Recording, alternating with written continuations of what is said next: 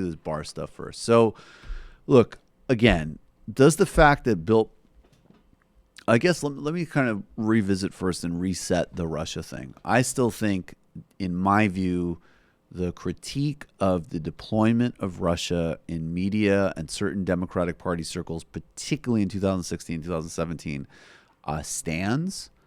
And of course, this broader investigation, especially if it's framed, as we've always said, if you talk about it like Goodfellas, not the Manchurian Candidate, this report was going to reveal a lot of stuff. And, Bill Barr obviously misrepresented the Mueller report. I mean, Bob Mueller is not writing this letter because he wants, a good ratio on resistance Twitter. He thinks his work has been misrepresented. Now, is this, again, as with so many things of Trump, it's a question of degree, not kind. And I don't think that, attorney generals and other administrations have obviously, play for their team. Bill Barr is a guy that you could trust and take at face value.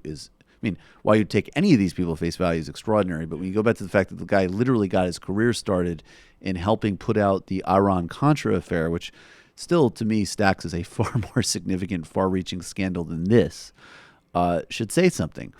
He's refusing to speak in front of the House Judiciary Committee because, despite the best efforts of Lindsey Graham and other Republicans to continue this spin and obfuscation and lies, this was a bad day for him. And the primary takeaway of the bad day, we're not going to play all of it, we'll play some more of it tomorrow, was Kamala Harris, who really, this is her in her element. She crushed it, and he did not like it.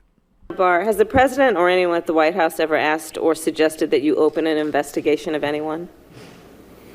I wouldn't. Yes or no? Could you repeat that question? I will repeat it. Yeah. Has the president or anyone at the White House ever asked or suggested that you open an investigation of anyone? Yes or no, please, sir? The president or anybody else? Seems you would remember something like that and be able to tell us. Yeah, but I'm trying to grapple with the word suggest. There have been discussions. That's exactly right. Is, baby. Depends on what the word suggests. Yeah. You grapple with it. Go. There have been discussions of matters out there that they have not asked me to open an investigation, but Perhaps they've suggested? I don't know. I wouldn't say suggest. Hinted? I don't know. Inferred? You don't know. Okay. She's got you covered, scumbag. IDK. I love that she went through all of the different words that you could worm out of your way with that. Hashtag bully the right people. Hashtag bully the right people. It's incredibly well done. I think also, I think White House did a little bit better, but the amount of Democratic senators that will still say and you will promise and you will return to this committee is mind blowing. It's they will lie. And they will do whatever the fuck they please. And that is the only tactic that is going to yield anything, which is just ruthless clarity. So she did a very good job on that. I will, as always, make my usual pitch, which is, of course, obviously I support Bernie Sanders because I'm progressive. If you're voting in the centrist lane, which I would encourage you not to because we need to do real big things for this world. But if for some reason you found your way onto our YouTube page. If you found your way on the YouTube page, can you X out Biden and Buttigieg and vote for Kamala Harris? Come on. I do not understand. That is the no-brainer centrist center-right choice, in my view. Anyway, yeah, go ahead. The fact that this many mediocre white men have piled into the clown car after Kamala Harris and Elizabeth Warren is ludicrous, and it shows how far we have not come. But the thing to me is that is definitely part of it. But I'm talking also just look, I'm very able to acknowledge that Joe Biden has real political skills. I find Buttigieg, I get why elite people are excited about him. I think his skills are actually not going to be broadly transferable. But it's also that Kamala Harris is good at this, right? Frankly, even on these other levels, look, Elizabeth Warren has the substance. I don't think she necessarily has the same skill set politically. Also, I think she's on the center left and progressive side versus the centrist to center right side. That's why she needs to be vice president for 8 years, and it'll train her to be president. Oh, I like that. And then there's and then to me, like, I'm sorry, like Booker and Gillibrand, or O'Rourke. I mean, sorry, like Obama. these are just not. But like Kamala Harris is good. Like I just don't understand. If you're in that lane, she's the obvious choice. Here she is with, she's a talented politician and a clear communicator when she chooses to be. I mean, obviously she obfuscates on things, but they all do except for Sanders and Warren.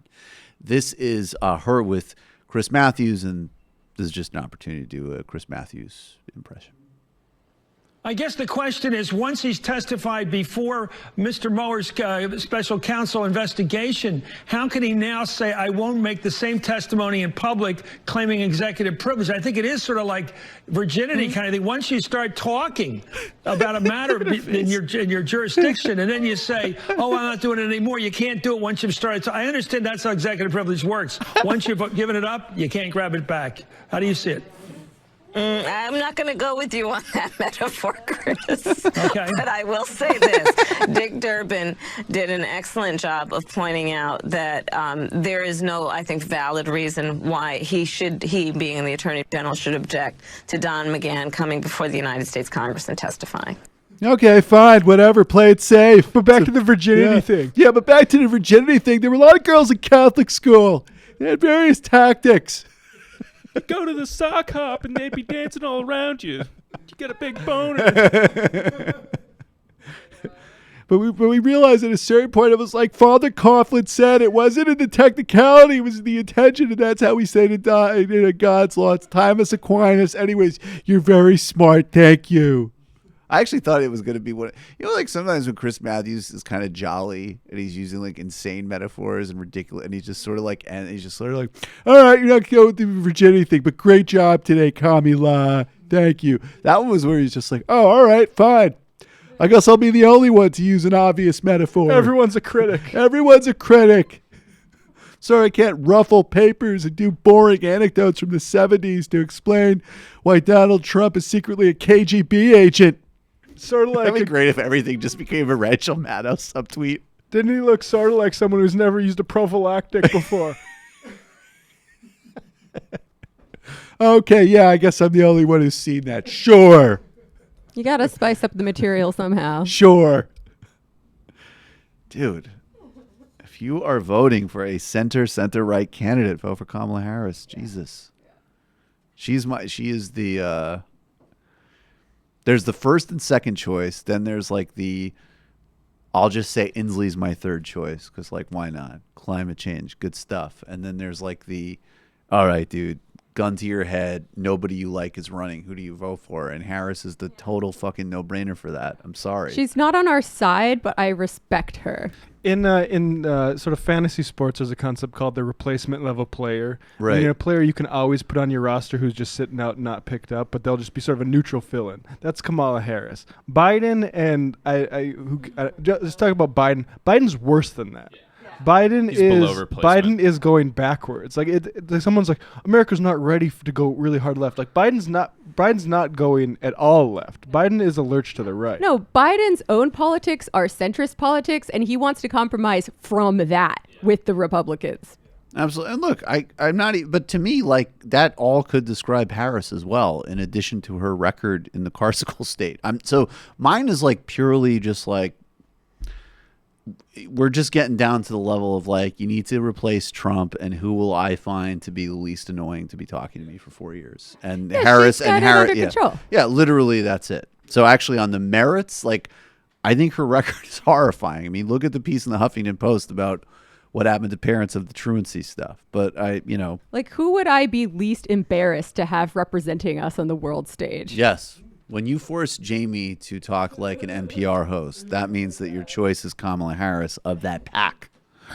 And and by the way, if it was down to 2, I would pick Joe Biden over Pete Buttigieg. One of them didn't work at McKinsey. Sorry. One of them's blue collar. That's a choice I That's a hope I Sophie's choice never right have to there. I make. would pick Biden not because I think Buttigieg is probably operator enough to maybe be a little bit better than Biden, who might have some old boy loyalties. But I think I trust Biden's competence to beat Trump more than I trust Buttigieg. That's another thing too. I actually right. Electability. Electability, which we're not supposed to. You don't talk about electability, Except when you do. do you say?